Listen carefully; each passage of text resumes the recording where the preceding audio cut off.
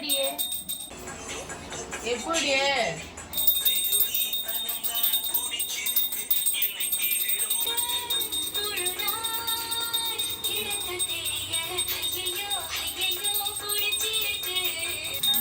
சாமி பாட்டை போட சொன்னா சாமி படத்தோட பாட்டையா போட்டுக்கிட்டு இருக்க? ஏண்டி சாமி பாட்டு தானே போட சொன்னேன். என்கிட்ட வந்து விநாயகர் பாட்டு போடு, முருகன் பாட்டு போடுன்னு நான் சொன்னேன். சினிமா கறிட்ட வந்து சினிமா பாட்டு தானே போடுவா, பைத்தியக்காரி.